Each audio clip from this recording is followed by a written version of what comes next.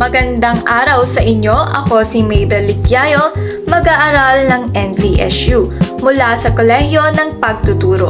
Ikatlong taon sa kolehiyo at English major ako.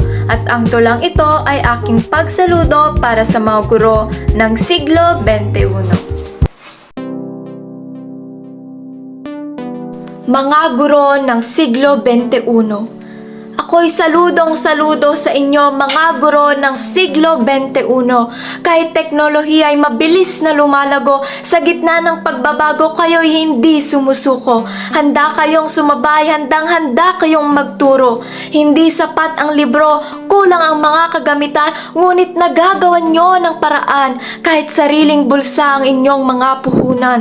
Kanta, sayaw, laro, lahat ay sinusubukan para lang matiyak na kami matuto't masiyahan. Pero paano kung estudyante wala pa ring gana? Paano kung sa cellphone lang nakatutok ang mga mata? Kahit interactive, student-centered o real-life lessons pa, minsan hindi pa rin sapat upang makuha ang atensyon nila. Maghapon kayong nakatayo, boses nyo'y paubos pero tila may ilan na walang pakialam. Minsan pa'y bastos, pero kahit ganun kayo'y mapang-unawa, tulad ng mga magulang walang sawang nag-aaruga.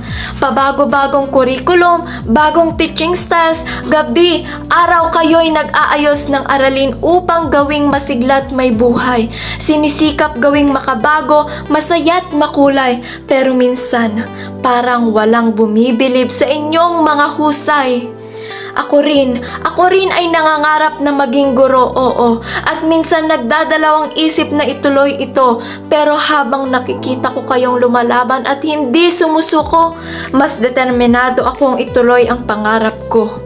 Kayo, mga guro ng makabagong henerasyon, sa kabila ng iba't ibang hamon sa inyong mga buhay, kakulangan, stress at pagsubok, kami pa rin ay patuloy niyong pinapanday. Salamat sa tiyaga at pagmamahal at gabay.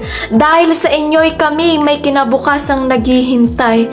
Kaya't sa bawat pawis, sa bawat sakripisyo ninyo, nais ko lang isigaw, saludo ako sa inyo mga guro ng siglo XXI.